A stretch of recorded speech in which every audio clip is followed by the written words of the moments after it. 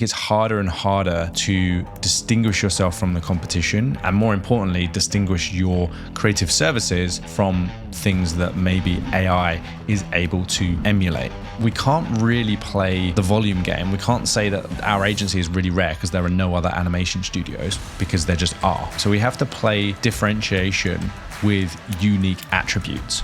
Of all of the people that I've worked with, the ones who've been most successful at differentiating themselves are the ones that have really lent into their background and into their story. And they've brought that into their business to identify a particular problem that they're in a unique position to solve. This is what I refer to as the 4 Ps. The person that you help, the problem that you solve, the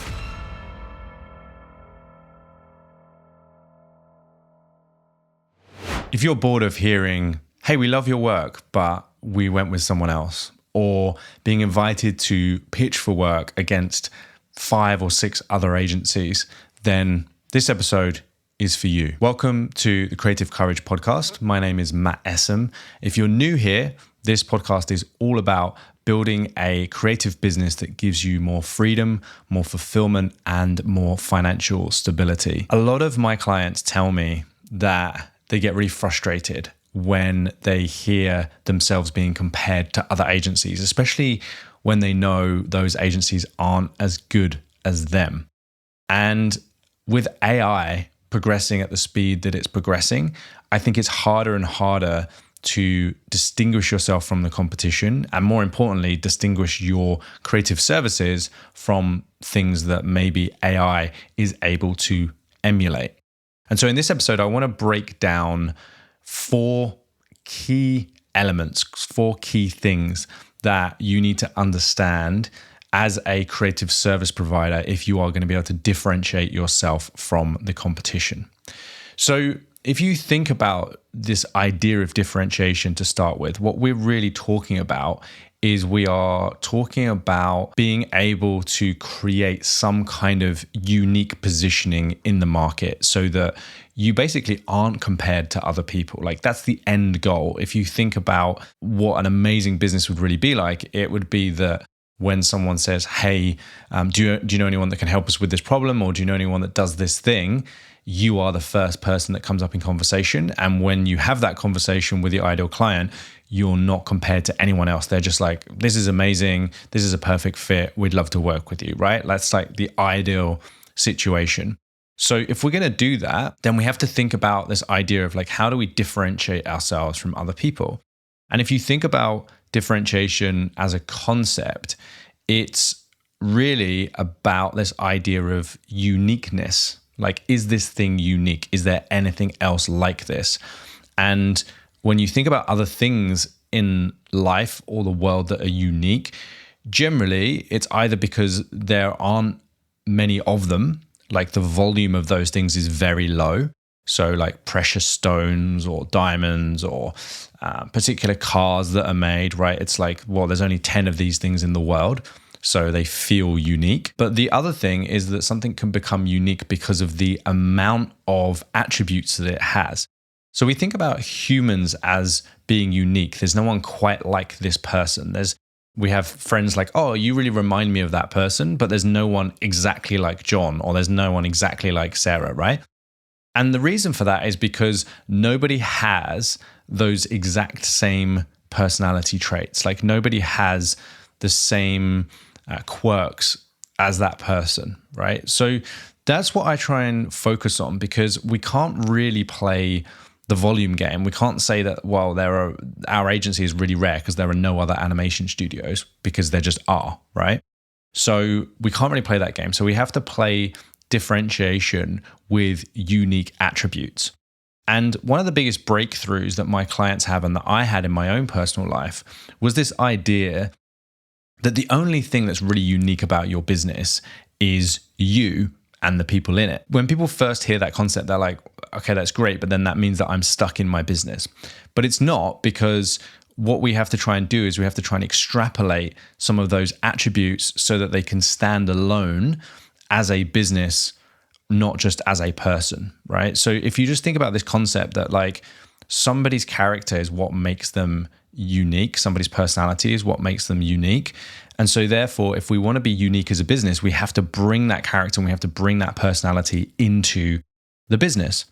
So one of the key ideas that was a breakthrough for me was this idea that everything that's happened to you up until this point in your life is one of the things that makes you unique. So like every event that you've experienced, every person that you've met, everything that you own, every hobby that you have, like each one of those things is a data point, and those data points come together to make a unique stack, right? So it's kind of like a combination on a lock. Like there's no other lock in the world that has this exact combination because there's just like too many things. There's too many bits of data. There's no way that you could replicate that. And so that's the real kind of unique value. And then the question is, how do we extrapolate that unique value into our business so that it's evident to other people?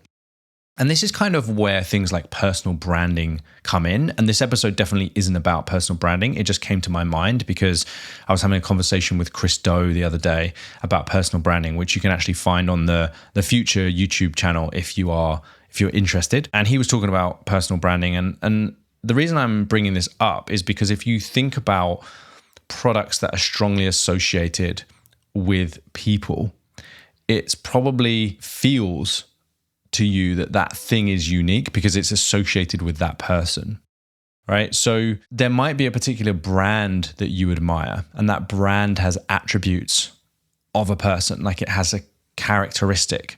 And so we identify with those things and we think that particular thing is unique because it's like there's no other brand like that, or there's no other person like that we associate to the brand. And that's kind of why I think personal brands have become so popular, is because they're one of the ways to really differentiate a product or a service in a market.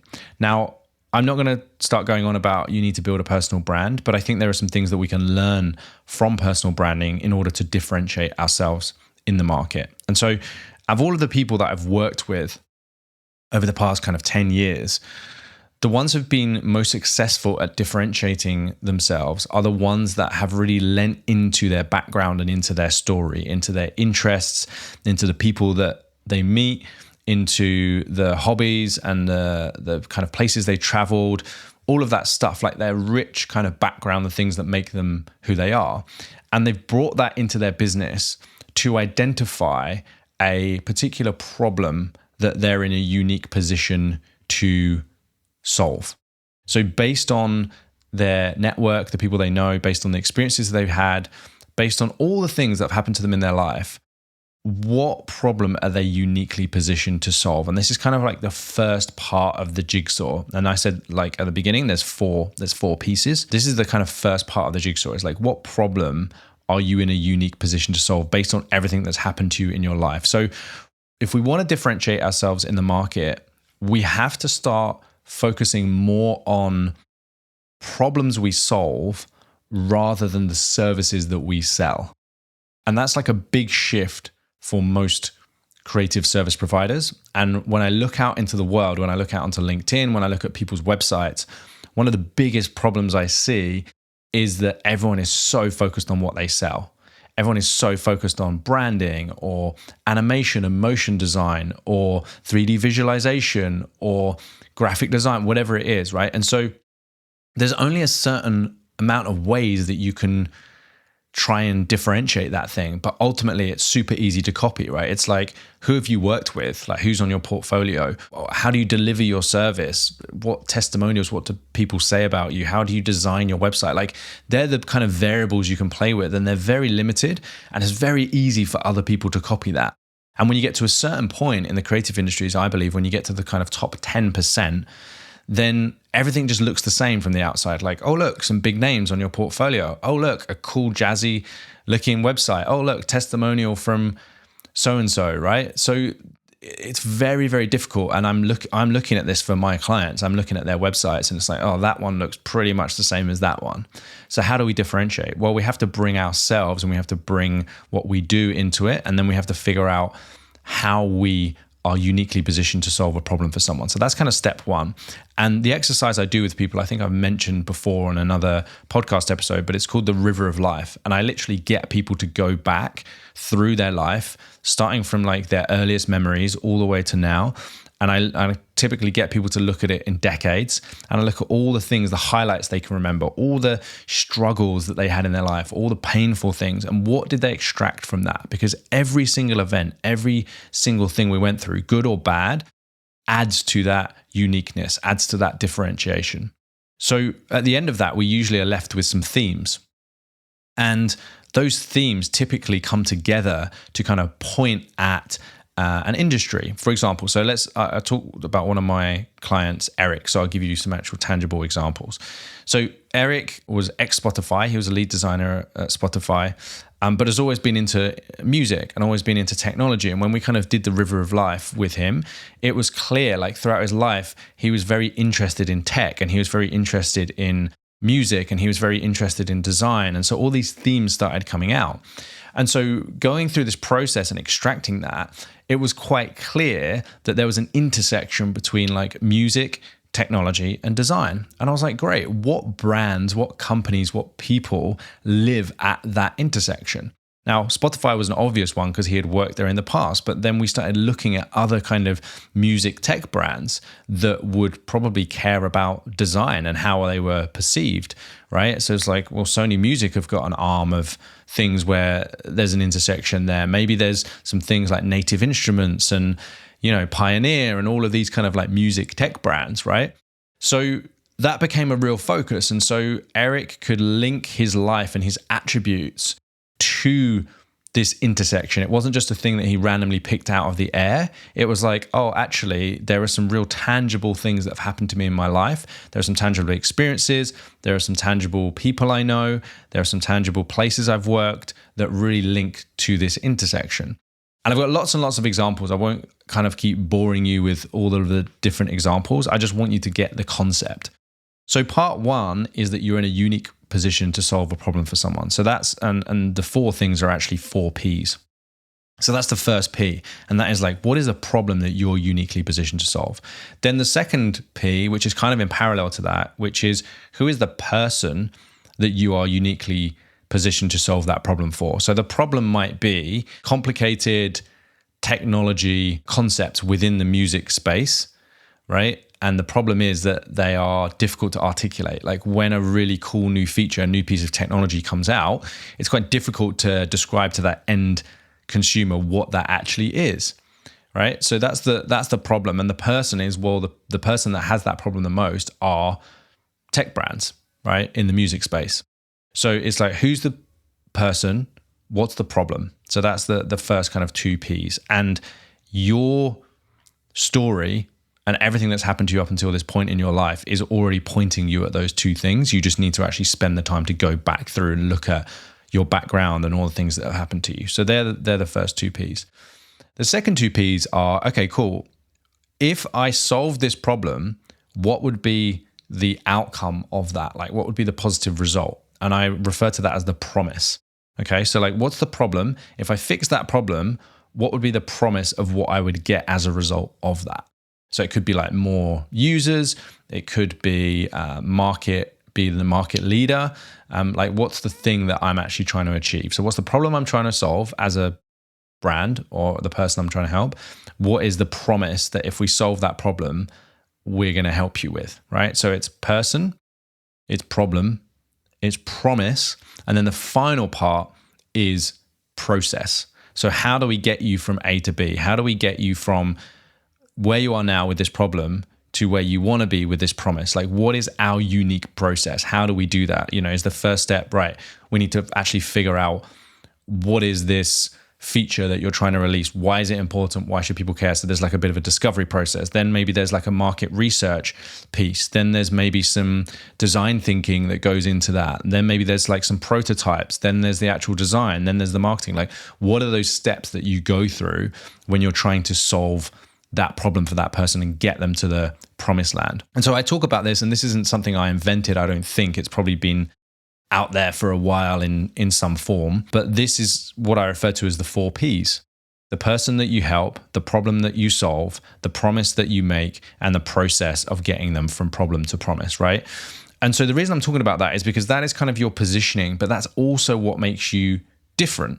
These are the elements of that positioning in the market, but that's the thing that really differentiates you. Because if you go to a pitch, first of all, by just saying that you help with this particular problem and you help this particular person, you've already differentiated yourself from every other branding studio out there or every other animation studio out there. Now you've reduced that number of competitors. And so you'll still have competitors. There'll still be people in that space that say that they solve that problem and they help that person, right? But the difference is you're then going to link it to your unique story. So you're going to demonstrate to people why you have decided to solve this problem, why you help these particular people. And it's that story, it's demonstrating to people all of those different elements and how they add up to put you in a unique position to solve this problem that allows you to really differentiate yourself. And then finally, you've got that process, like what's our unique method for doing this? Like, everybody else does it like this, but this is our unique method that we've designed and tested with these clients and these people. This is like our path of least resistance. This is how we get people from A to B. And so when you combine these things, it really makes you a kind of market of one, because nobody else is going to have the exact same story that you have. Nobody else is going to have the exact same process that you have. Nobody else is going to be as nuanced on the problem and the promise as you are, right? So that's really kind of what this idea, you might have heard of like blue ocean versus red ocean. Is a book that was written quite a while ago called Blue Ocean Strategy. And the idea is that we're trying to find these blue oceans. We're trying to find these problems that people aren't solving very well, right? And so if you think about any market that's been disrupted, whether it's like the Ubers of the world or the Airbnbs or the Facebooks or whatever, like these big tech brands, what they did is they kind of came into a market and they disrupted it because they solved a problem in a different way, in a unique way that nobody else was solving it at that time, right? So there's lots of other elements that go into like why that got traction and why it didn't. I'm not talking about kind of the success of those brands overall. I'm just talking about how they were different. And that is basically the way that I help clients differentiate themselves in a really crowded market. Hopefully that mini podcast episode was helpful to you. If it was, then all I ask in return is that you just hit the subscribe button and you share it with a friend. My name is Matt Essam. You have been listening to the Creative Courage podcast, and I hope to see you again next week.